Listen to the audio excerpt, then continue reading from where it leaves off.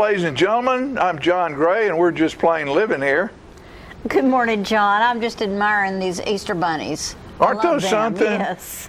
Makes me think of Beatrix Potter. Well, that's sort of why I've got this Donegal hat on, and I just feel kind of British this morning. Well, it's a good thing to feel British. Well, because that's where Beatrix Potter was from. We were living in London when, of course, Beatrix Potter is way older than when I lived in London. Oh, sure. Still, there was a movie. Now, what was it? And it was about Beatrix Potter and Renee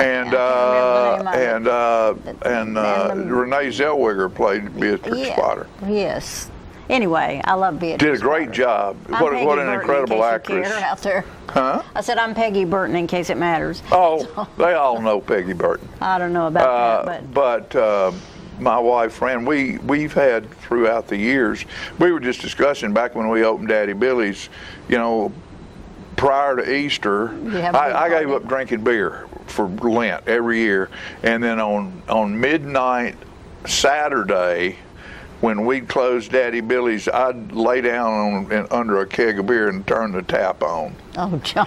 And just let it run out my mouth till I got enough. Miracles that you're sitting here with Oh, your I know. hat on. And then we'd take a keg of beer over to the house, and Sunday we'd have all of our friends from Daddy Billy's come over, and we'd have Easter egg hunt, and everybody'd bring food, and we had the best time. I'm glad. And then on Washington Street, when we lived over there, we did the same thing, and Fran's been wanting to have a Easter party again. Well, it's probably time. It's probably time that you did that. She went next door to her office to Tamala's over there. What is it? Hunters Creek. She has a store next door to Fran's office on Jackson Street that has whatnots and good smelling stuff, but those are so and cute. she had those bunnies over there, and Fran got those bunnies, and I said, well, I'm gonna take them and put them on the show because I like that. Did you go to the Lake District when you were in England, where Beatrix Potter owned all that property? I did not. I wish I had. I did a lot of wonderful things and saw lots of great things, but I did not do that. You know, this is Women's Month. I know. They're celebrating Women's Does Month. Have a month? No. No, we don't have a month. We got 11. We got 11 months. Y'all got one. Yeah. We got 11. It should be the other way around. But speaking about women who have paved the way, of course, suffrage was last month. Celebrating that, and or a month or so ago. But Beatrix Potter was an incredible. It's an incredible story, and there's a movie, and Peggy and I were just talking about it. That Renee Zellweger plays Beatrix Potter. You know, she wrote all this stuff, and she couldn't get published because women couldn't get published. Women could not. Women were not smart enough to have something published. It's sad, isn't it? And she just kept fighting and fighting, and she finally found one of the brothers of the publishing company saw something in what she was doing, and plus he fell in love with her.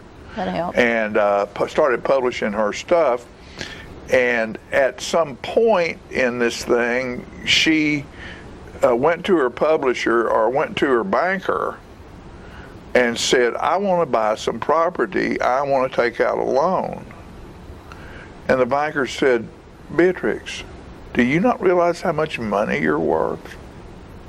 She didn't have a clue. She didn't know what she'd have made. Oh, no. And there's the Lake District over in England where she bought thousands of acres. Wow. And the cool part about it is she wanted to learn about sheep. And she wanted to raise sheep.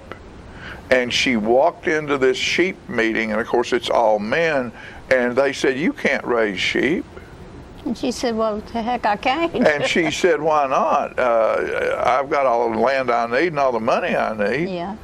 So she went out and started buying up sheep, and before it was over with, she was one of the most renowned judges. What an incredible story. I think they're called shearling sheep. Is that the long-haired? It's a breed, I don't know, I just say all of that to say what an incredible story, what an incredible woman. She was. We've had a lot of incredible women. Well, and in this town right here, we do the Chamber of Commerce does something every year for the Woman of the Year, most outstanding woman in town. Nice. And it's there. We have so many bright women who are responsible for so much, sort of like Peggy Burton being responsible for part of the success at South Jackson Civic Center. You're sweet to say that, but it's true. In a way, maybe it'd be nice just to have that one outstanding individual and quit separating the male individual or the female individual. Just have an individual. What do you think? Well, they have the Citizen of the Year. They have the Citizen of the Year. And that was this year. Who was that? Why'd you ask me that? John Olive. John Olive, right. Which I thought was great. John Olive was Citizen of the Year. He totally if anybody deserves it, John Olive does. I just have a hard time pulling out all the names. And his lovely wife. I mean, being a wife of a coach is a really, really hard job. It is a hard job. Sort of like being a wife of a military person. Exactly. I admire the wives that don't book and run. Yeah, because it's real easy to break and run. It is. It's a hard call. But we have so many. I saw something on the Today Show before we came on the set this morning, and they were talking about Eleanor Roosevelt, which was a very unique lady and a phenomenal individual. So, hug your woman. She's special just because she puts up with you guys. I guarantee you that. Look at all the stuff that women do, from taking care of kids to making dinners to working their jobs, because women work. True. They work. True. And of course, we have a lot of house dads now too. Roles have flipped a little bit. I don't find that unusual. No, it's not. Perfectly all right. It's not. Some women like to work. Some men are not crazy about going out every day for a job. Not everybody wants that 9 to 5. Well, and women, as they are getting better paid and respected and given higher placement jobs, that role can reverse, because the woman can make the money that a man used to make, and the man can stay home and take care of the kids and do the housework. It won't take him long to realize that there's a job there. There's a real job there. Huge job there. Job. We are at the age, Peggy and I are, and a lot of you folks watching out there are to the age where we go to a lot of funerals. I don't go to funerals. Honestly, I'm sorry, I don't mean to change the subject, but no, I just don't. Well, that's okay. You don't have to. I spend my life going to funerals. Yeah. I don't do that. But much. we had two really, really fine fellas that the funerals were this weekend. One was Larry Broderick, who worked at Builder Supply for years. Great guy. What a great guy Larry was. And the other was Bob Martin, who was a guy about town for years and did everything from run his own businesses to work at the Legion to different stuff. And when Bobby Martin came to Tullahoma from Shelbyville, it was when he was in the 8th grade and I was in the 7th grade, and that junior high was 7, 8, and 9. Right. High school started at 10, 11, 12. In those days, it was junior high and high school, and Bobby was just tough. Big-chested, big, wide-shouldered kid, fist as big as 2 of mine, and was just tough. I mean, he was a tough character. He helped our football team, and throughout the years, Bobby was one of those guys that if you got in trouble, you wanted him on your side. You didn't want to be on the other side from Bobby. But he had a sweetheart, and this is something I've never seen before. It probably has happened, but I've never seen it because Bobby'd been sick for quite a few years. It's sad. This is the in memory card from his funeral, and it has a picture of Bobby, and this I've never seen done. It reads, "He said, you become." It takes a long time. That's why it doesn't happen often to people who break easily, or have sharp edges, or who have to be carefully kept. Generally, by the time you are real, most of your hair's been loved off, your eyes drop out, and you get loose in the joints and very shabby. But those things don't matter at all, because once you are real, you can't be ugly, except to people who don't understand. That's beautiful. And that's from the Velveteen Rabbit. I know, I knew that, and I love the Velveteen Rabbit. And what a wonderful statement for this guy. I would say. Who was a tough guy, and his hair was loved off, and his eyes were sagging, and his joints were shabby, but he wasn't ugly to any of us who loved him. No, of course not. And that's Bobby. You made a good run, brother. You'll be missed. Now, I hadn't written a low-coup, and I don't know when. I'm glad. It's almost a year. The last one I wrote was March the 20th of 2020. March, well. That's a year ago. This is 23rd. That was when all this started. Yeah. The pandemic, I mean. This is 366. Children from 2 to 12 are sorted by age. Days of planning, gathering supplies, and directing workers. A horn blows, and in 5 minutes, the basket-toting scavengers clear the field of multicolored treasures. Easter egg hunt. Oh, sweet. So I like that. For all you folks out there who have young'uns, enjoy your Easter egg hunt and have a wonderful Easter. And we'll have more about that. But right now, we're going to take a quick commercial break and be right back.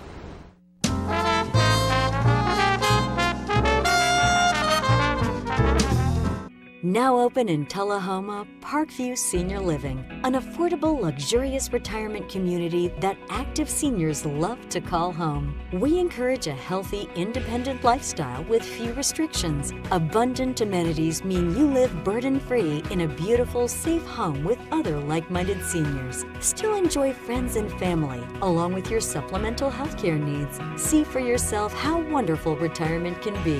Tour Parkview Senior Living today. Let me tell you about the toughest guy on earth.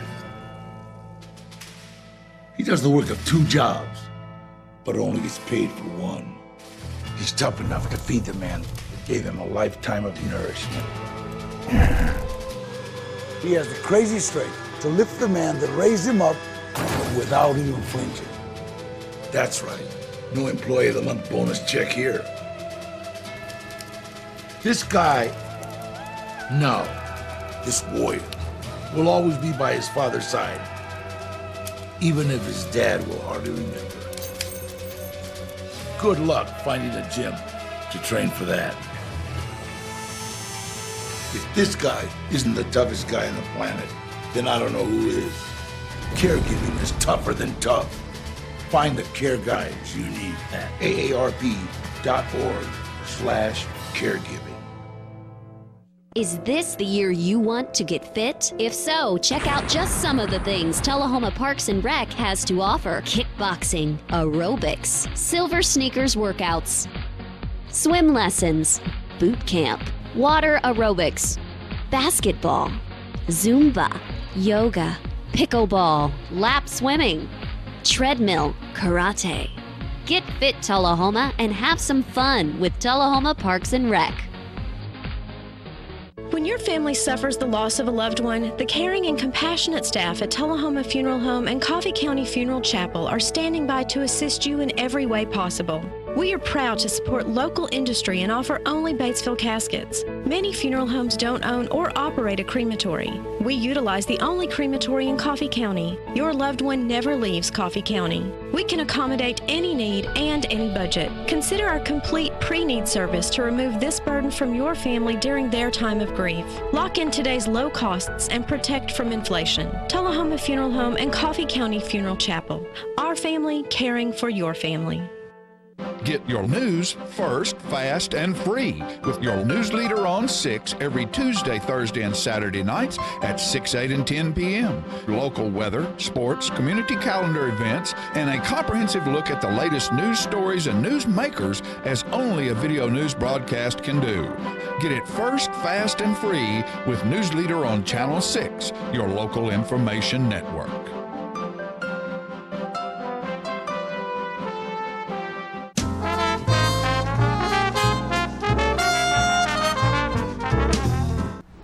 All right, folks, we're back, and we were talking a little bit about it's Women's Month and all the different great things that women have done in our history. And we have a little clip on that. I think we have, Philip and Andrew have gone out and found a nice piece on that, and we're going to bring that to you right now.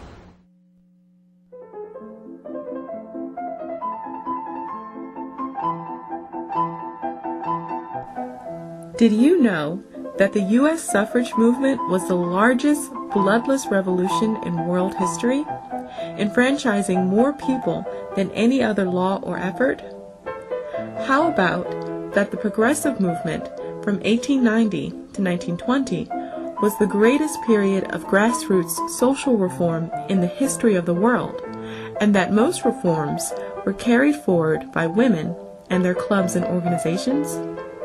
Well, whether you answered yes or no, there will be plenty of opportunity this month to learn even more about the work of women in creating our nation, because March is Women's History Month.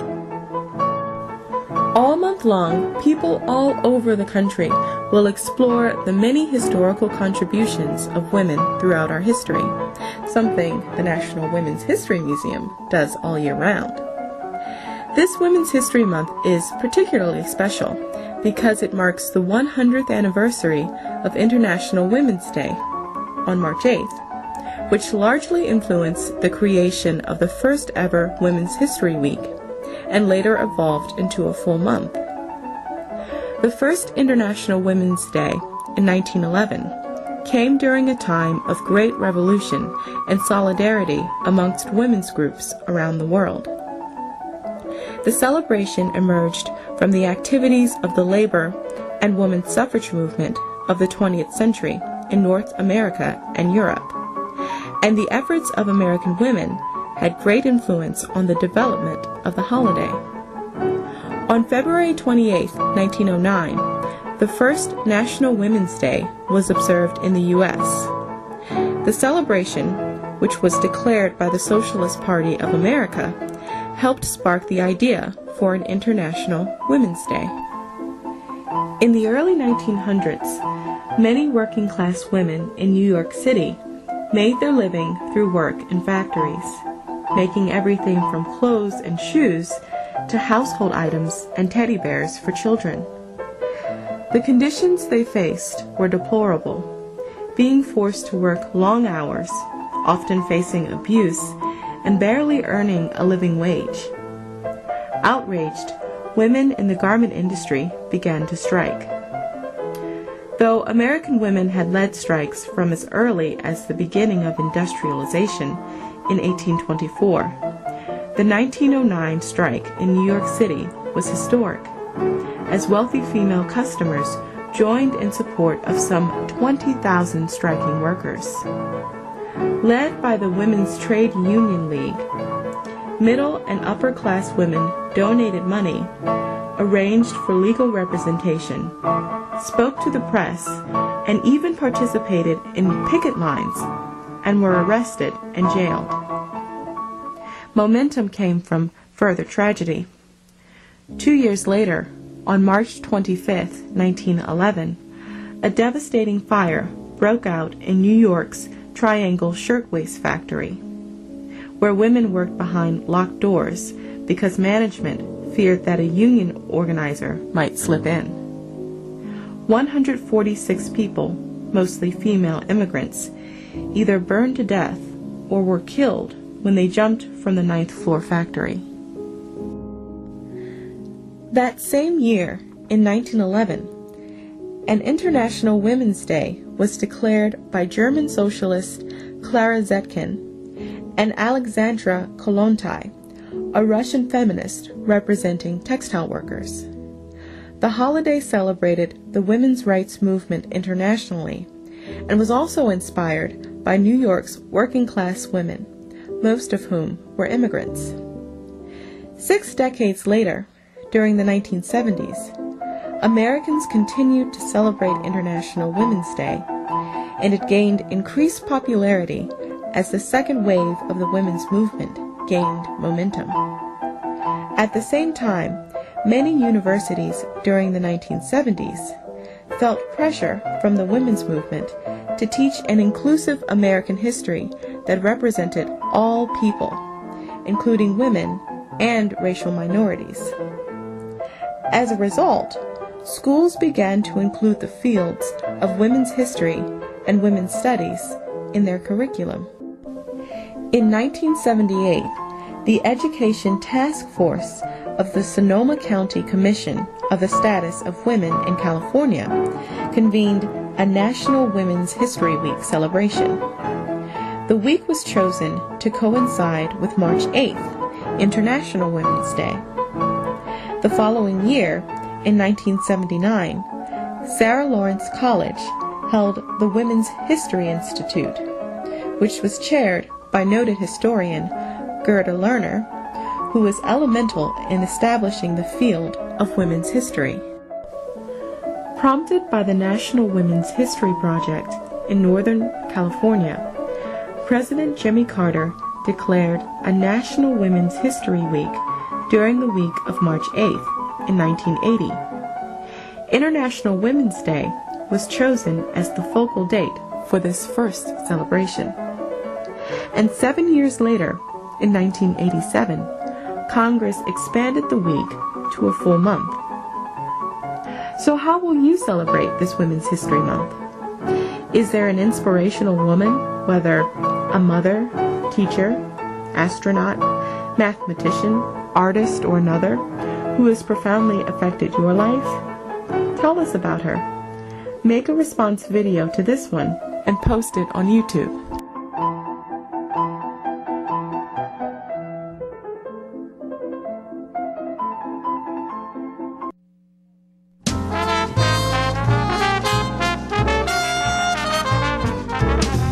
My great-grandfather started it in 1900, and now it's 2020, which is 120 years. We still measure your feet, still try to help you find a good fit. We're just a good old-fashioned shoe store where we'll measure your feet, make sure you're in the right size, and help you find a comfortable shoe for men, women, and children. We're gonna fit your style. We're gonna make you smile. Service and quality at Clayton Shoe Store. We're gonna fit your style. Ah, the glory days. Running to daylight on the gridiron and chasing a ball with a mind of its own. Cheering the team to victory and marching to the beat of your own drum. Memories that last a lifetime. But sometimes we're reminded of our glory days in ways we'd rather forget. Get back in the game. The rehab team at Life Care Center of Tullahoma is ready to help you live and play well. Get your news first, fast, and free with your news leader on 6 every Tuesday, Thursday, and Saturday nights at 6, 8, and 10 p.m. Local weather, sports, community calendar events, and a comprehensive look at the latest news stories and news makers as only a video news broadcast can do. Get it first, fast, and free with News Leader on Channel 6, your local information network.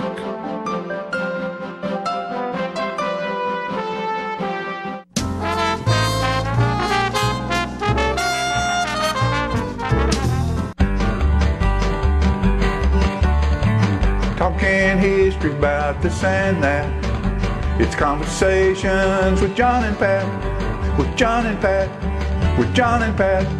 Hello everyone. John Rigmond here for segment 100. Pat Welch here, the segment 100, our closing segment.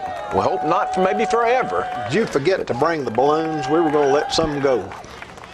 Huh. Yeah, they're not up there, John, so they hadn't been pre-released. Yeah. Oh, me.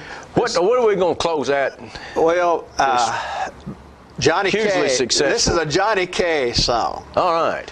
You know, I started off doing, in the first segments, the ones that mostly I wrote, and once we got through the ones that I felt comfortable doing, then I started doing songs that I remember from my youth. And this was one that Johnny did. Love is a burning thing that makes a fire ring. Bound by wild desire, I fell into a ring of fire. I fell into a burning ring of fire, went down, down, down, and the flame went higher, and it burns, burns, burns. This ring of fire, this ring of fire. The taste of love is sweet when hearts like ours meet. I fell for you like a child. Oh, but the fire went wild. I fell into a burning ring of fire, went down, down, down, and the flames went higher, and it burns, burns, burns. This ring of fire, this ring of fire, this ring of fire. What a way to close her out. You know, I think we got more applause that time than we normally do. Anytime you do something 100 times, they're going to be wild about it now. I don't know. I don't know, John. June Carter wrote that? Wow. She wrote it for him to sing. Now, I'll tell you a little story about that. You're so all-knowing, John. You know so darn much. That brings us back to segment 5 when I was accused of, in a piece of frustration, by Mr. Rickman said, I'm kidding. You think you know everything. I'm kidding about that. I didn't know June wrote that, but Johnny Cash had a hit on that song, and he was to play on the Opry, and he was wanting to bring trumpets in when the instrumentation comes, and the Opry didn't want him to do that. I don't know if whatever resolved. Maybe it didn't come. Maybe it didn't perform on the Opry. But I know that they wanted to keep traditional sound, which trumpets had never been a part of the Grand Ole Opry. See, John, that's a perfect example of how we've lasted to 100. Management chips in something that we don't know about, and you can expound on it. You know, for the most part, management has sat back and sort of let us have it. Now on this 100th, he feels like he can sort of edge his way in and take part of this conversation. We'll be having a chair right here next time. I'm sorry. I thought this, John, we appreciate you. We appreciate you allowing us to be on here. Yeah. We got a good topic. Otherwise, we wouldn't be here. We got good topics. What is it, John? I can't remember. Throw a picture up there, Philip, and we'll just start from there. Here we go. Who is that, Pat? Well, the center coach is Coach Bobby Morton. The gentleman to his left is Jack Jolly. And those two would be about the same age. And a little bit older is the gentleman on the right was Tommy Whitaker. And he had coached with a long time with Coach Cooper. Coach Cooper retired after the 1966 football season.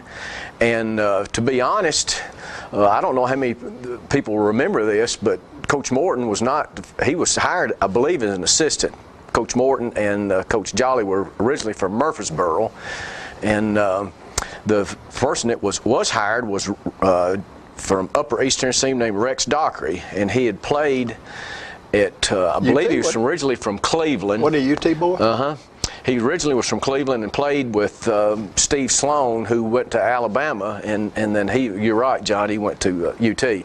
But he was young and extremely aggressive, and he was hired, I think, on like a Wednesday or Thursday, and he met with the team on Friday.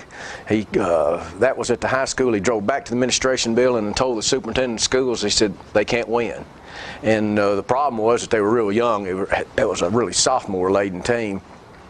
And so they had to. They were out of time. Practice was about to start, so Coach Morton was hit hired. the road, Jack. yeah. So don't you come back. yeah. And he ended up.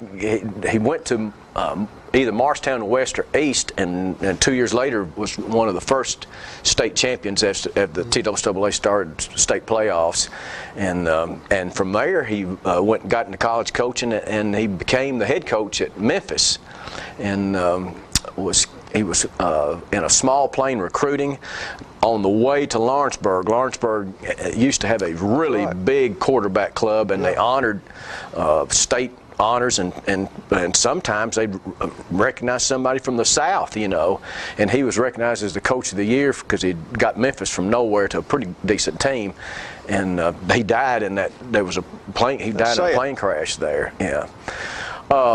Coach Jolly, by the way, he was a baseball coach. Baseball coach when he when he left, they both left about the same time when Murfreesboro Central split. Coach Morton left to become the head coach at Oakland, and Coach Jolly went with him and was the baseball coach at Oakland, and he did a great job there, and the field now is named after him. Coach Jolly, on the other side, was Tommy Whitaker, and he was the girls' basketball coach. Right. When they played 3-on-3, and we did a segment about that one time. And he had several really good teams. Throw another picture up there, Philip. That's the bottom picture there on the right. With the glasses is Coach Morton, and to our left, to his right, is Tommy Whitaker, and then the next one over is Sleepy Mckenzie. We've mentioned him several times in here before. Much younger than I think some people might remember him at. This would have been in the football season of '69. They were being invited to the Lions Bowl, which the Lions Bowl now is named after Sleepy, him and Frank Sims. So that was a big picture because in 3 years they had gone from not very good to at least bowl eligible, which at the time you had to win at least 7 games. And bowls were set up individually by communities. Right. Invited the Butter Bowl. Remember the old Butter Bowl? Butter Bowl was Tobacco Bowl in Hartsville. Hartsville. That at times was really the state championship. Hartsville would try to get the 2 best teams in the state by the state rankings, and those they slowly were faded away as more and more teams were added to the state playoff system, and you couldn't find somebody in Dover. I think it was Dover, Ashland City. I think Lawrenceburg's bowl was the Crockett Bowl. Yeah, you're right. Yeah.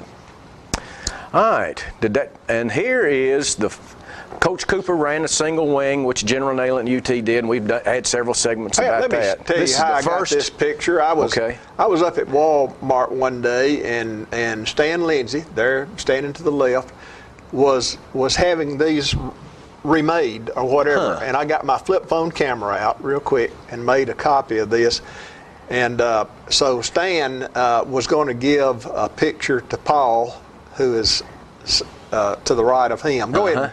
Well, this is the first backfield picture, or first backfield in Tullahoma history that would have not have been a single wing backfield, and it'd be the first time you had a quarterback sitting directly behind the center, and that quarterback 12, which would be to the left, is Stan Lindsay, and he's got plenty of hair, and he and I both wished we still had the same amount we had in high school. The one behind him, 32, is a fullback. That's Paul Cooley, who worked for the school system and special ed for a long time. And I think Paul's lacking for hair too. He is now. Yeah, he looks pretty dignified himself. He was a sophomore and ended up being a great player, and got a scholarship to Austin Peay and played there. Behind him is Dave Penzola, who was a basketball player too. He was a really good athlete. And then the wingback to the right is Rick Moore, attorney in town, and he went on to that spring won the state hurdles championship, won Coach Carden's first individual track champion. So that's a pretty. Why were people moving away from the single wing, Pat? Well, the passing game is easier from a quarterback spot, and Tennessee particularly started losing players like Steve Sloan that we mentioned. Steve Spurrier was another one that they were close to Steve Sloan was from from Cleveland, and Steve Spurrier was from Johnson City, and they both left so that they could be quarterbacks. And Single Wing just didn't give them the opportunity to display. To throw. It was a tailback-oriented very offense, and the quarterback would take the ball many times, turn, pitch to the halfback, and the quarterback was lined up sideways. Management, Mr. Gray was what they call a blocking back. Some people call it quarterback, but it was really just a glorified pulling guard, basically. Pretty dadgum good offense, though. Right, it was. You know? Yeah. And when Coach Cooper had good players, they won plenty of games with it. And when Coach Nayland had plenty of good players, they had plenty. But it became, people thought it was old and time to change, and Knoxville changed and Tullahoma changed. Always think about, in track, you have the Western roll where people used to go over the front, over the bar, and then later on they did the Fosbury flop and over on the back side, going over with their back. And there it became standard to do the Fosbury. The flop. Right, and that change would have been during Coach Cooper or Coach Carden's time at the high school. Go to that next picture. All right, now we're moving on in time in this portion right here. About 20-something years later. This would have been in '87, and the '87 team, I wish we'd had time to talk more about it in the individual segment, but they're really the best team probably that Tullahoma's had, in that they made it to the semifinals of the state playoffs. In the last four, they were beaten by Jefferson County in the semis at Jefferson County, and a tremendous crowd from Tullahoma went over there. And Tullahoma had Maurice Shaw was a senior that year, and he gained 2,900 yards and broke Frank Mullins' all-time rushing record. And there were two juniors on that team that played in the NFL, Antonio London and Steve Matthews. Jefferson County had a linebacker named Todd Collins that played for the Patriots. So one high school game had three future NFL players in it at the same time. I don't know if you'd be hard-pressed to find another game that had that kind of talent. But I thought something that's neat to kind of point out today. That team was coached by Joe Gaddis, who left after that year to go to Oak Ridge. And but a great example, I think, if somebody wants to play high school football and he makes up his mind early enough and works hard enough, just about anybody can participate. The kicker is Greg Alexander there, and Greg had a genetic eye disease that by this time he's legally blind. And I've talked to him, and he said that it was like looking, at that time in his life, it's like looking through a donut. He could see things at a distance through the middle, but there was a circle around the middle that was kind of hazy and kind of dark. And once if he got him lined up with a goalpost, he could see through the middle of the donut. He could see the goalpost, but the surrounding stuff he could not see.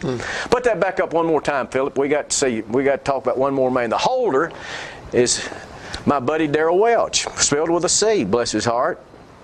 And he would have gone to high school at about 100 pounds, and he was Joe Gaddis' manager. And finally, Daryl begged him to let him play, and he said when he first got his equipment for the first time in spring or whenever he was going to let him play, he said he thought his equipment weighed more than he did.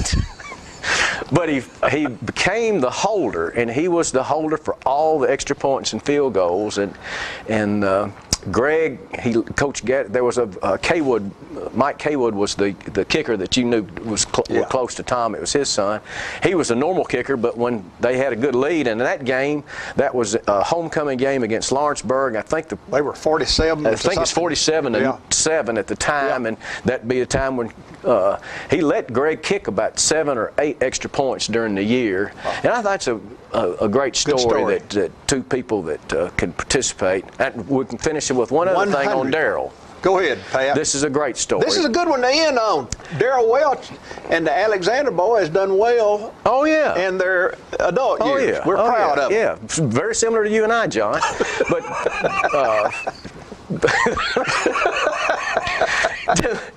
where was I? I can't remember. You were going to say something about... Are we going to have to end it because you can't remember? No, we're going to hang in there till we finally remember. We're talking about Daryl and doing something, and Oh, here we go. They played Lincoln County, which traditionally was really strong back in the 70s and 80s, and this was in 87. But we were beating the fool out of them one night, and Coach Gaddis said, Daryl, on this extra point, I'm going to send you and Greg in. And he said, no, I tell you what, it may have been a field goal that was going to be close. And won't give Greg a shot at this, and we're going to use a backup snapper. And said, if the snap is anything off, he said, you pick it up and run out to the side and try to get out of the way. And Lincoln County had an outside linebacker who was ferocious, that was all-world at the time. And sure enough, Daryl said the ball came rolling back. It didn't snap back, it rolled back. He picked it up. Poor Greg can't see him, so he swings through like Charlie Brown, about to kill himself. And Daryl picked up and went out to the side, and he got it almost to the sideline. And that good player popped him. And all 126 pounds went airborne. He said he landed in the first lane of the track and ended in the 6th lane. And when he came back, he said that people on our sidelines were really tore up about it, that, you know, our buddy, the little guys, getting beat up. So they ran out there and they almost had a fight. And Daryl said he was about to hit this all-world guy, and he looked up. All he could think of was, he's going to hurt me, and my dad's going to be so upset. So they got order restored, and Daryl it wasn't necessary to put all his 125 pounds into a battle against a 220 man. Great story. Yeah. The landing on the first lane and ending in the 6th was pretty a good description of what that was like that night. John, we finish up segment 100. And we started off being great friends, and this has made us even stronger. That's right. We've had a great time. Management has blessed us to let us on here. If there's enough applause following this, we may have an encore. But we want to announce to everybody that we're looking for sponsors. We are going to have a marathon. Our management has announced that he will let a marathon happen, 1 through 100, all at one time lined up. It's going to make Andy Griffith marathons look pale. I'm excited about it, John. All right. So that ends it. We're at 100. Maybe an encore if applause is heavy enough. Thank y'all.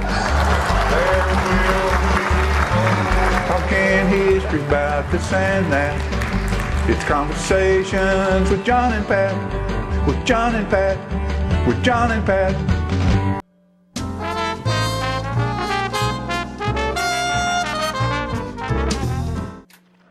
Ah, the glory days. Running to daylight on the gridiron and chasing a ball with a mind of its own. Cheering the team to victory and marching to the beat of your own drum. Memories that last a lifetime. But sometimes we're reminded of our glory days in ways we'd rather forget.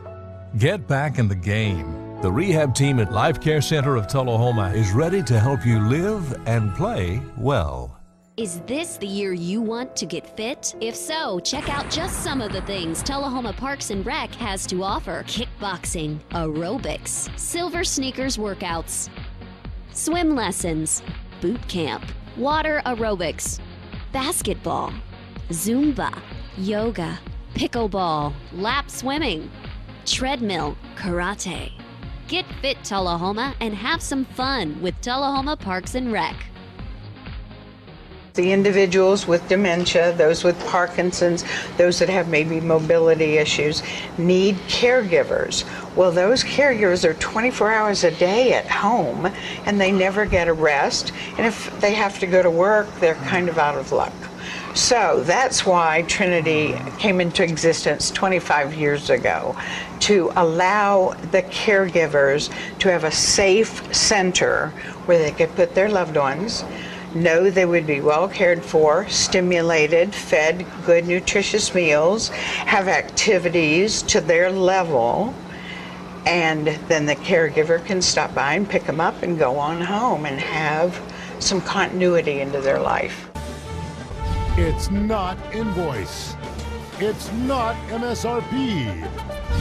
It's not Christmas Day, although it may feel like it.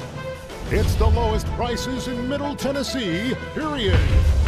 Get to Stan McNabb Chrysler Dodge Jeep Ram or Stan McNabb Chevrolet Buick GMC Cadillac before these prices are gone forever. How long has it been since you raced a cheetah? Are your tornado creating skills getting rusty? Tired of being the only one in your neighborhood who hasn't built a dinosaur? Sounds like it's time to visit the Hands-On Science Center. The Hands-On Science Center is an indoor science playground. In this museum, please touch is the rule. Join us for weekly science demonstrations on space, lasers, lizards, rocks, and a whole lot more. No two visits are ever the same, so visit often to see our ever-changing exhibits and demonstrations. The Hands-On Science Center, 101 Mitchell Boulevard in Tullahoma.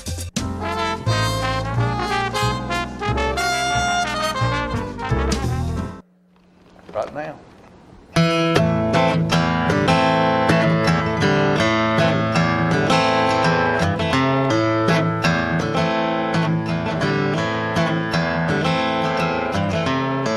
Tennessee back in 1955, lived on a dead-end road, was tough to survive.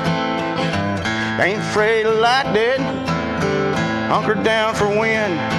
So would you please forgive me for the shape that I'm in? Come on now.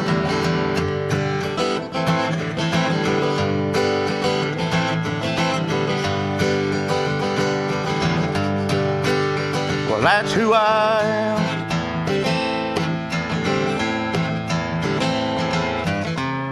Well, I've been bad, I've been good, but one thing about me won't be misunderstood. You won't know just what I think, but don't you be offended, man, 'cause you ain't been no saint, neither I.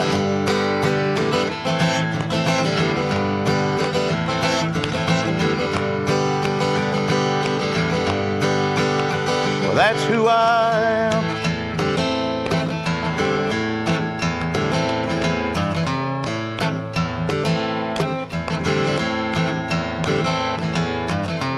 Riding down the back road in my blue Cadillac, looking in the mirror, man, I ain't never coming back. A woman done left me for the other side of town. No need to stay here, ain't no use in hanging around. Sure not.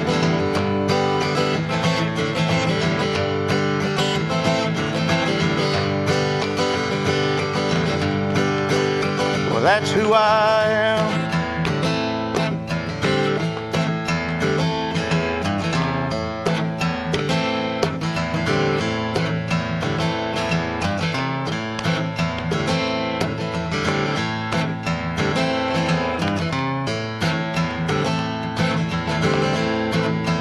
Come on now.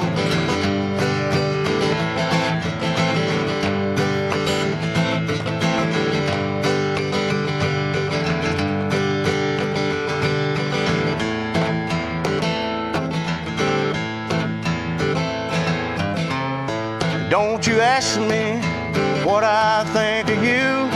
Well, I might not tell you just what you want me to. Call them the way I see them, read the writing on the wall. No need to talk to you, no need for you to call. Let's go.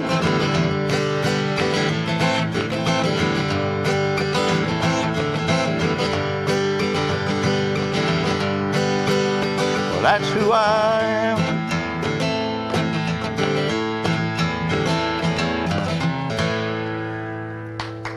Freeman Hyman. Thank you.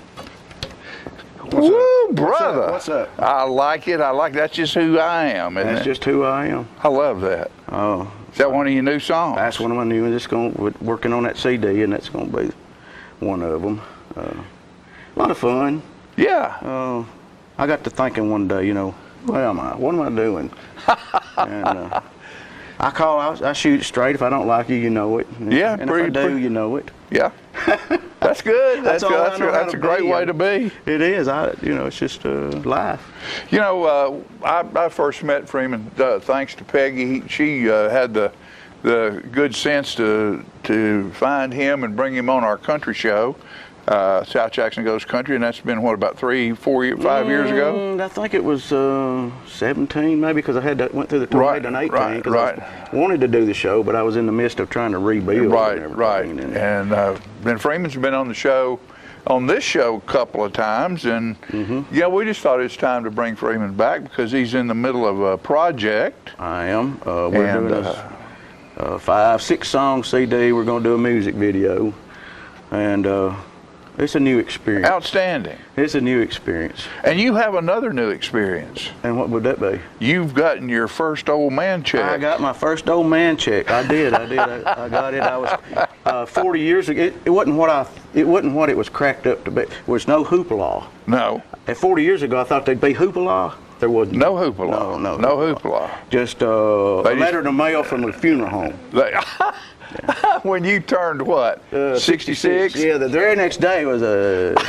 That's a song. That's a country song right there. If you don't write that, I'm going to. I have. I went and bought a guitar in Chattanooga. And I come to find out, I was the name. I don't know if it's the name of the place was Hole in the Wall. It's where I met the guy to get the guitar. Well, I told him I was going to think about writing a song about coming to the Hole in the Wall, and the guy comes in and tells me, he said, well, let me tell you. He said, I had a motorcycle wreck right in front of the place. He said, I woke up, and these 2 girls was handing me a beer when I woke up. My motorcycle was laying over there smoking, and they held my head up while I drank the beer. So, that's a good place. You know, there's a lot of stuff to write about, all kind of stuff to write about, and you just have to think about it, and I have to have some kind of inspiration. I just can't sit down. Sure. I don't know. Sometimes we get in the studio at my place, and they'll start playing some kind of weird bass riff and drums, and I'll start talking something about. Right. You know, just talking, just for fun. That's fun to do. I used to do that here. We had a sponsor, Tullahoma Tire and Brake, and every Tuesday I'd bring my guitar out here and write a song for them and sing a commercial for them. Well, it's a good exercise. Oh, it is, yeah. Because your mind's got to start working, and you gotta make it happen. Yeah, you got to. And got to get those musical juices flowing. Yeah, impromptu. You know, we used to go to Daddy Billy's on Wednesday night when Bob Young was down there, and he's kind of a bluesy guy, plays blues and jazz and stuff. And I'd get up on stage, and he'd say, "What do you want?" And I said, "I'd just start playing." You start playing something. I'll make up the words as we go. I always thought there was 2 types of musicians. Really, they're broken down into 2 types: those that mimic and those that create. Right. There's a lot of people, great musicians that they just can't create, but they can follow. Oh yeah, well they're technical. Yeah, they're technically absolutely wonderful. You know Chase Clanton? Yes. Oh yeah. Chase has been on here since he was a young teenager. Yeah. And I told his mom one day, I said, "This is the most technically perfect kid I have ever been around. Now, he needs to be hurt." Yeah. You can't have feeling in your strings if you've never had feeling in your life. Yeah, to struggle. You got to struggle. You got to know pain. You got to feel heartache. I said when he loses his first girlfriend, you'll notice a change in what he does with those guitar strings. It does. Things happen, and you know, just like that there on that. I ain't afraid of lightning, but I hide, I hunkered down for wind. I mean, in 18 we went through that tornado, and so we hunkered down. Yeah, oh yeah, wind can do a whole lot more damage than lightning can. We hunkered down, and that was another great experience. But that's why they call the blues the blues.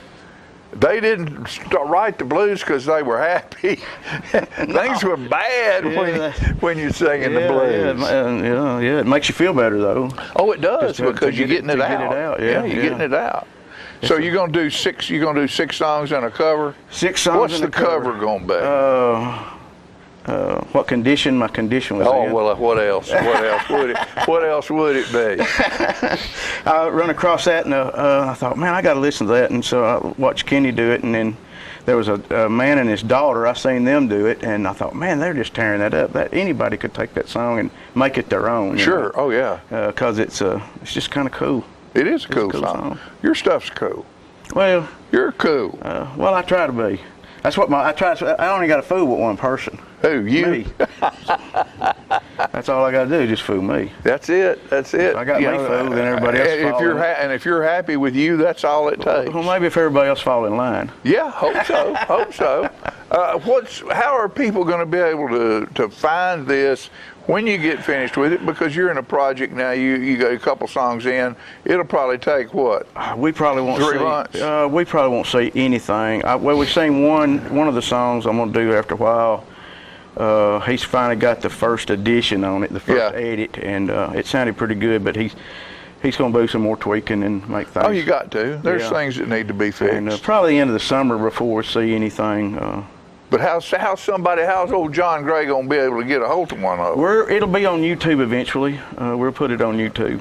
I mean, are you going to have a CD? Yeah, but I don't know exactly how all that's going to work just yet. I'm new at the game. So, I got a bunch of CD crystals. We're just waiting. We got some empty blanks. You got some empty blanks. Yeah, that's like having those Easter eggs that open up. You ain't put in candy in them yet. We got some blanks. We're just waiting to fill them up. Yeah, but at that time, now we want you to be sure and come back and I'll do that. I sure will. And let us know. Matter of fact, we can even have Peggy, I'm sure we can work something up to be either here or at South Jackson or something, have you a little CD party. That would be Love wonderful. to be involved in that. Well, I would love to do that. That would be a great thing. I went to one up in Murfreesboro here a while back, a CD party, and Joey Fletcher, he's an outstanding, one of the best slide players I've ever heard in my life. Right. And you can't miss him. He's like 6'9", 6'10", and he's come down and played with us some. Good. We have a lot of fun with that. I go to Murfreesboro every now and then and play. Stay at home mostly and play. Well, that's all right. That's all right. We were it's a lot of fun. Freeman and I were talking earlier about playing out, and the bar scene is one thing, and my buddy Tim that I write with, he plays at Tootsie's, and when you're in a place like that, or you're in a home environment, you're doing a home concert for somebody, you're in somebody's house, and they listen. When you're in a honky-tonk like Old Red's, they're not listening. No. It's just background noise. But when you're intimate like that with a group of people, they're paying attention to what you're saying. Yeah. And that's a good thing, because that makes you understand that they're really hearing what you have to say, and they're enjoying it. Whether it makes any sense or not. Well, I got my sister-in-law gave me a little book by a guy named Wallen. He has a weird name.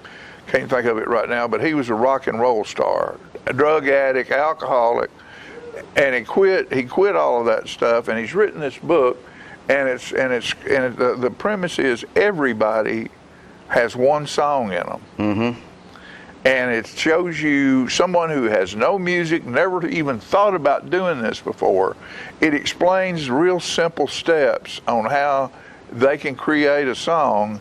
And at the end of this process, they need to look in the mirror and sing it to themselves. And then for it to really be real, they need to sing it to one other person. They need to share it with one other person. And that's when a song becomes a real song, is when you share it with people. Exactly. and they hear you. Well, I like the feedback. Yeah. Whether it's good or bad, it doesn't matter. I just like to hear it. No, I've got a rejection letter on my desk in there from Clive Davis. For a song we sent to Whitney Houston one time and got rejected. I'm proud of that.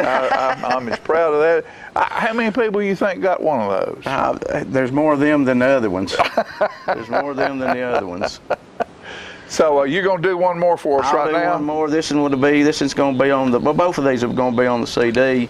This is a little bit slower pace, and who are you singing it to?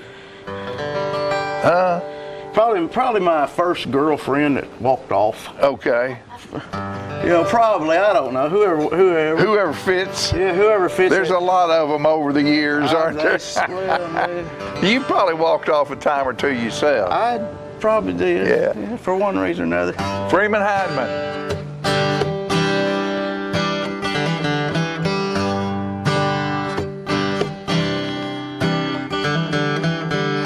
Saw sunset out in Santa Fe. Slept on a sidewalk somewhere in L.A. Had a flat this side of Barstow. And we're walking the way the wind blows. Please don't leave tomorrow. Please don't leave today. Love you, just don't borrow, then walk away.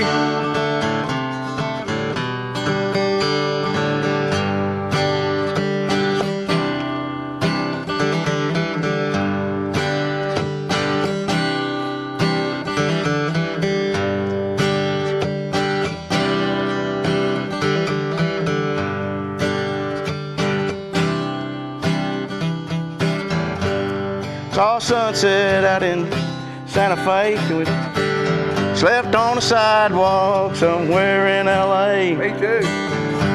Had a flat this side of Barstow. We'll do that again. Now we're walking the way the wind blows. Please don't leave tomorrow. Please don't leave today. Love you, just don't borrow, then walk away.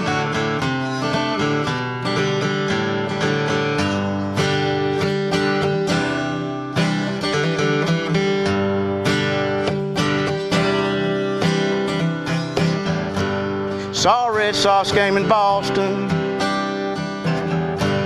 D.C. was a bust. Lost my temper in Houston. Watched you leave me on a bus. Come on, baby. Please don't leave tomorrow. Please don't leave today. I love you, just don't borrow, then walk away.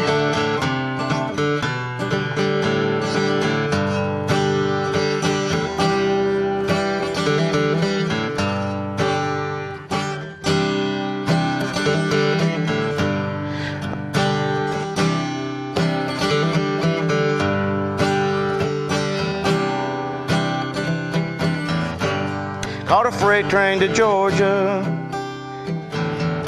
crossed that Macon County line. I stepped upon your front porch. Gal, you look so fine. Come on now. Please don't leave tomorrow. Please don't leave today. Love you, just don't borrow, and then walk away.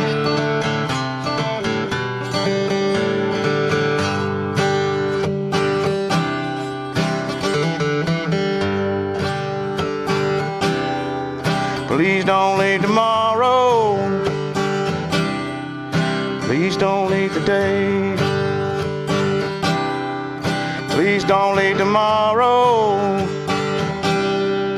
Please don't leave today.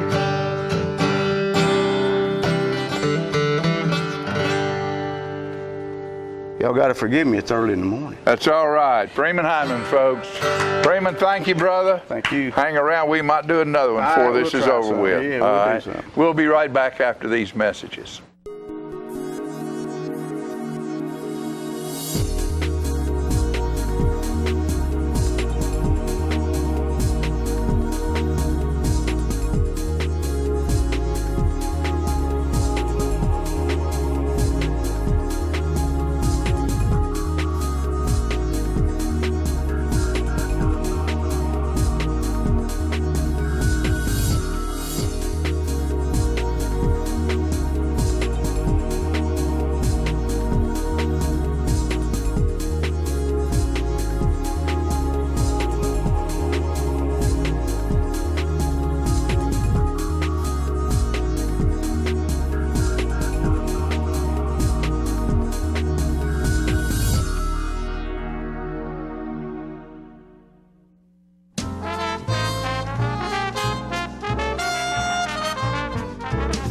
Here at Manchester Funeral Home, we know the importance of living and working in our local community because it's those families who we serve during their time of need honorably. We believe in supporting local business and offer only 100% Batesville caskets, the best in the industry and a driver of our local economy. If you want straightforward and fair pricing while working with the people you know, choose Manchester Funeral Home, serving your community since 1932. And pre-planning and pre-funding can be the best gift you ever leave your loved ones. Call us to pre-arrange. Manchester Funeral Home. Our family caring for your family since 1932. If you want to be a parent, it doesn't matter how you play, what you wear, how you dance, or even what direction life takes you. You just need to be there. You don't have to be perfect to be a perfect parent. Thousands of teens in foster care don't need perfection. They just need you. Now open in Tullahoma, Parkview Senior Living, an affordable, luxurious retirement community that active seniors love to call home. We encourage a healthy, independent lifestyle with few restrictions. Abundant amenities mean you live burden-free in a beautiful, safe home with other like-minded seniors. Still enjoy friends and family, along with your supplemental healthcare needs. See for yourself how wonderful retirement can be. Tour Parkview Senior Living today. How long has it been since you raced a cheetah? Are your tornado creating skills getting rusty? Tired of being the only one in your neighborhood who hasn't built a dinosaur? Sounds like it's time to visit the Hands-On Science Center. The Hands-On Science Center is an indoor science playground. In this museum, please touch is the rule. Join us for weekly science demonstrations on space, lasers, lizards, rocks, and a whole lot more. No two visits are ever the same, so visit often to see our ever-changing exhibits and demonstrations. The Hands-On Science Center, 101 Mitchell Boulevard in Tullahoma. Get your news first, fast, and free with your news leader on 6 every Tuesday, Thursday, and Saturday nights at 6, 8, and 10 p.m. Local weather, sports, community calendar events, and a comprehensive look at the latest news stories and news makers as only a video news broadcast can do. Get it first, fast, and free with news leader on Channel 6, your local information network.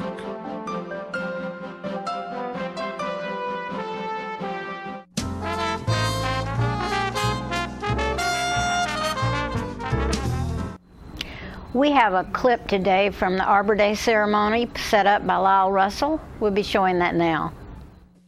It is Tennessee Arbor Day, and we have planted a tree. And I'd like to tell you a little bit about another one that this one came from. The original Liberty Tree was planted in 1646, just 16 years after the founding of Boston, Massachusetts. Everyone traveling through Boston at that time would have passed by it, as the towering tree stood along the only road out of town on the corner of Essex and Orange Street. Though no measurements of it survive today, one Bostonian's journal entry described the old tree as a stately elm whose lofty branches seemed to touch the skies. The tree was 119 years old in March 1765 when the British Parliament passed the Stamp Act. In protest, a group of 9 colonial merchants from Boston nailed a copper plate engraving to the old elm's trunk that said Tree of Liberty, marking the tree as a space and the space beneath it as a place of refuge from British rule, where all had the inalienable rights of life, liberty, and the pursuit of happiness. In 1775, after the war broke out, Thomas Paine celebrated the Liberty Tree in a poem published in the Pennsylvania Gazette, celebrating its importance to all Americans. Unmindful of names or distinctions they came, for freemen like brothers agree. With one spirit endued, they one friendship pursued, and their temple was Liberty Tree. Finally, in August of that year, 4 months after the battles of Lexington and Concord, British troops and loyalists cut that tree down. The tree would live on in written word and as a symbol of freedom. The site of that original tree is actually now a playground. But about 50 feet from where that stood is a national landmark where in 2016, just 5 short years ago, a new elm was planted to replace it on the corner of the modern-day Washington and Essex streets in what is now Boston's Liberty Park. So in more modern times, if you look at old pictures of any tree-lined Main Street USA, In the first half of the 20th century, you're likely looking at the canopies of elm trees. American elms interwove on these stately the limbs interwove on these stately trees that would ascend into a towering canopy with a graceful arching beauty spreading horizontally and vertically, often exceeding 100 feet. Many streets were lined with these giants, which unfurled their weeping branches in a flower vase-like shape over the heads of passerbys, affording plentiful shade on hot summer days. There was no other tree quite like them. In the Netherlands, in around 1921, a wilt fungus started to show up in the sapwood on the elms. Over the next few years, elms across all of Europe were found to be succumbing to this fungus. Once it found its way to the United States a few years later, it was estimated some 300 million elm trees were afflicted and subsequently wiped out, leaving those old elm-covered streets a thing of the past. But thanks to tireless research of groups committed to saving the American elm, we now have a disease-resistant cultivar available to try and rebuild that population, such as the young sapling that you see over here to my right that we planted today. So that little sapling may not look like much right now, but once those roots take hold, we can expect it to grow from 3 to 5 feet per growth year. To give you some perspective, by the time that one of these outstanding JROTC cadets who are standing over here to my right graduate their 4th year of college, which will probably be between 5 and 6 years from now, this elm should be a little over 20 feet tall. When one of the 6th graders at West Middle School, back behind us even further, graduates high school, the tree should be around 30 foot tall. And at the end of those same students' college years, it'll be towering at around 50 foot tall. And that's only half the height of its 20th century predecessors. So in closing, as this tree you can see is now planted, I encourage all of you to visit it when you can. See its growth over the next few years. And one day, when your children and their children and their children's children play under the vast canopy of this old American elm, you can remember back to the day that you stood here to see when this little bitty elm twig that's sticking up out of the ground, Tullahoma's new Liberty tree, spent its first day in the ground. I grew up in the shade of a giant American elm tree. And about 75 years ago, that tree succumbed to the disease that you're talking about, and I watched it die and ultimately removed it. So I have an appreciation for this elm tree that we're planting today that really gets to me. So let me read you the Arbor Day Proclamation. Whereas in 1872, J. Sterling Martin proposed to the Nebraska Board of Agriculture that a special day be set aside for the planting of trees. And whereas Arbor Day is now observed throughout the nation and the world, and whereas trees can reduce the corrosion of topsoil by wind and water, cut heating and cooling costs, moderate the temperature, clean the air, produce oxygen, and provide habitat for wildlife. And whereas trees are a renewable energy source, giving us paper for wood in our homes, fuel for our fires, countless other wood products, and whereas trees in our city increase property values, they enhance the economic vitality of business areas and beautify our community, and whereas Tullahoma has been certified as a state arboretum, and whereas Tullahoma has been recognized as Tree City USA by the National Arbor Day Foundation, and whereas Tullahoma Tree City Board encourages our citizens to participate in activities to increase and promote and nurture our urban and natural forests. Now, therefore, I, Ray Norris, Mayor of the City of Tullahoma, Tennessee, do hereby proclaim that March 5th, 2021 is Arbor Day in the City of Tullahoma, and urge all citizens to support efforts to care for our trees and woodlands and support our city's community safety programs. And furthermore, I urge all citizens to plant trees and to gladden the hearts and promote the well-being of present and future generations. Ray Norris, Mayor of Tullahoma. Thank you. And while I'm over here, I'd like for the tree board stand up and be counted. Let's see who's here from the tree board. Thank you, tree board. We've got a wonderful tree board in Tullahoma, and I, as mayor, certainly appreciate your contributions to our city. Thank you. To close us out, what I would like to do at this time is invite all the members of the tree board who are here to come up and grab a shovel. Any one of the golden ones behind me will do. And I would like for you to get a little mulch on that shovel. And if you'll gather around behind our new American elm planting.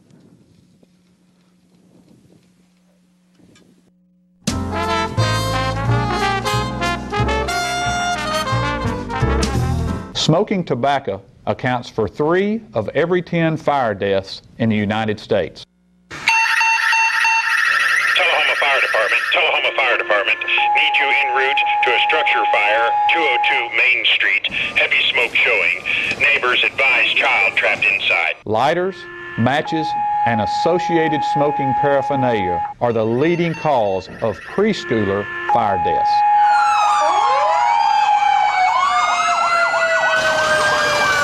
We as firefighters know that most structure fires can be prevented. I've got one! Command, this is primary search. We have a victim. Need EMS to meet us at the front door. Please help us to give you a fighting chance. This can be prevented. Contact the Tullahoma Fire Department for a free home safety inspection. What's a Tennessee vacation? It starts off like any road trip, and then, boom, adventure and thrills everywhere you look, which happens to be some of the most beautiful scenery in the country. Music here, history there, and all kinds of green in between. Come relax and unwind, or bring the crowd for some stargazing, or stargazing. Whatever you do, come hungry and expect an awesome soundtrack. It's all right here in Tennessee. We're playing your song. For a free vacation guide, visit tnvacation.com. Get your news first, fast, and free with your news leader on 6 every Tuesday, Thursday, and Saturday nights at 6, 8, and 10 p.m. Local weather, sports, community calendar events, and a comprehensive look at the latest news stories and news makers as only a video news broadcast can do. Get it first, fast, and free with News Leader on Channel 6, your local information network.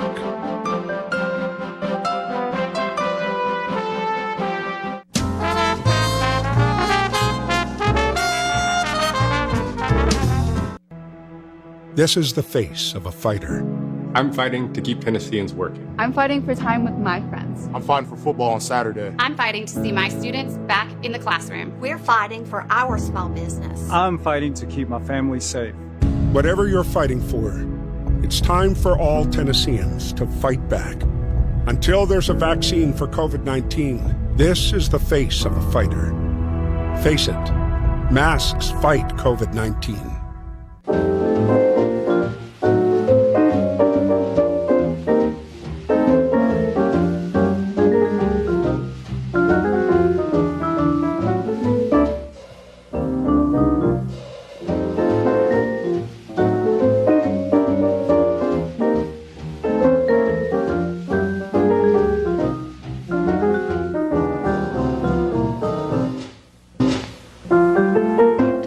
Viewing land, we're so glad you joined us this morning for a moment of historical facts and fun and no fiction at all the true stuff that you like to enjoy. And you know, this day and time we have so many types of entertainment, and just what you're watching now is television coming right in your own home. And guess what? Before September of 1950, the only pictures that we could see besides our family album was at the movie theater. The movie theater. Almost a thing of the past. But now we, of course, in Tullahoma, have the cinema out here on North Jackson Street that has up-to-date movies. But years ago, years and years ago, that many of us don't even remember, there was a theater in Tullahoma in the 100 block of North Atlantic Street. I think the name of it was the Palace, and that block burned in the late 1800s, and it was rebuilt, and the building on the end of the first 100 block in North Atlantic Street at the corner of Grundy and Atlantic Street, they built a theater there. It was called the Strand Theater. They played in the afternoons from 2:30 to 4, and on Saturday they played from 1 o'clock to midnight. And it was traditional. Every Saturday they had a cowboy show at the Strand Theater. And the early days, and I can remember when I was a little boy, the movies were all silent, and they had a piano player down in the pit in front of the screen that if it was a cowboy show and the cowboys were chasing the Indian, boy, he would play fast, wild music. And if it was a movie of a love scene, he'd play soft music that was tender and just put the audience in a frame of mind and the mood for whatever the picture show was. Well, with the coming of Camp Forrest in 1940 and 41, they built a new theater on Grundy Street, but behind the old Tullahoma Post Office and the First Christian Church, and it was named the Marshall Theater, named for Miss R.T. Hill's mother, Mrs. Marshall, and it was supposed to be just a temporary structure, but it was used for many years later until it became such a really not an eyesore, but the roof was about to fall in, and it was going to be condemned because it was in such terrible shape. And also, they converted a furniture store, grocery store, on Lincoln Street and Wall Street that was called the Mecca Theater. There's an antique shop there at the present time, but these theaters operated around the clock, 365 days out of the year when Camp Forrest was going, from 1941 to 1946. And they were, they provided a place for those that couldn't get housing anywhere. They had water and restrooms and popcorn there so that people could enjoy it, and had first-rate run movies, and they were really, really great. The three theaters, they're all gone now, but they had a lot of memories, and a lot of people that went when they were youngsters said that they did their courting up in the balcony, and it was a great tribute to Tullahoma. And those of you that still remember the old theaters enjoyed them, and now we're having a theater in our own home with the advent of television. And that's not the end of the story, because we're coming back with more Millennium Moments in the future. Thank you for watching.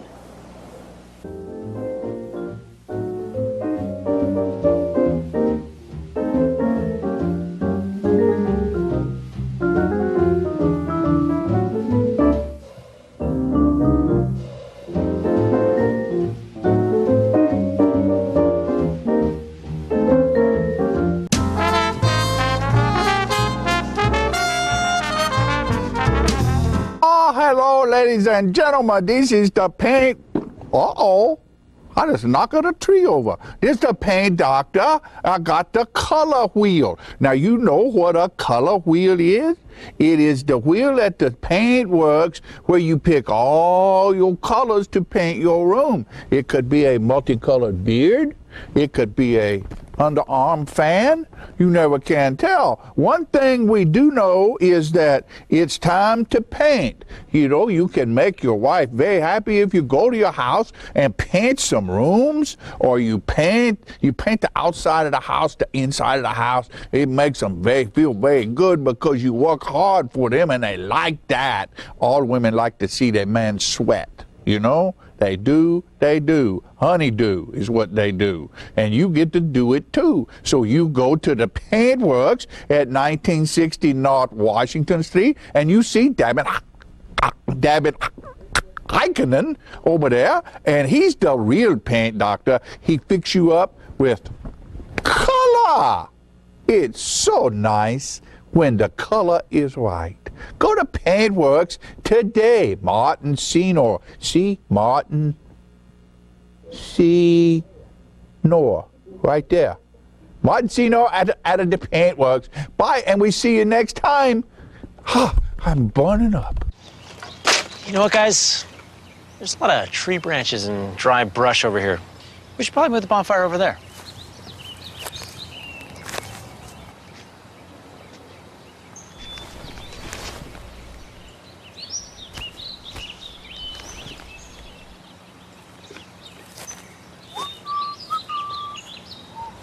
I'm guessing Smokey liked that idea.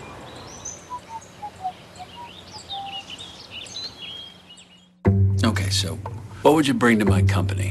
What do you need? I need problem-solving skills. I got through high school without a car, a phone, or a computer. No college degree, though. Not yet, but life's taught me a lot, and I'm ready for more. Well, you're not the typical kind of candidate that I hire. But you are exactly what I'm looking for. Your company could be missing out on the candidates it needs most. Learn how to find a great pool of untapped talent at gradsoflife.org. Get your news first, fast, and free with your news leader on 6 every Tuesday, Thursday, and Saturday nights at 6, 8, and 10 p.m. Local weather, sports, community calendar events, and a comprehensive look at the latest news stories and news makers as only a video news broadcast can do. Get it first, fast, and free with News Leader on Channel 6, your local information network.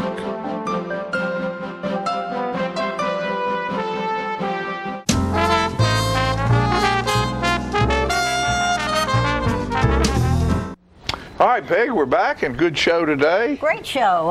I wanted to mention the fact that April 30th, Friday, National Jazz Day, we have this fabulous Eric Mintel and his quartet from Pennsylvania. They have performed coming to the South Jackson Civic Center. They have performed in the White House under 2 administrations, and they tour all over. They're wonderful, and if you're a jazz lover, don't miss this show. Doing a tribute to Dave Brubeck. Dave Brubeck, exactly. And anyway. That's good.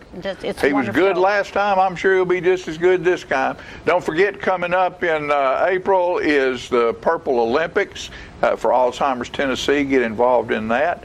And Miss Tullahoma is this weekend, and we'll be doing that this weekend. So it'll be on channel, have a good week. our channel in the coming weeks. So have a great day. We'll see you next time.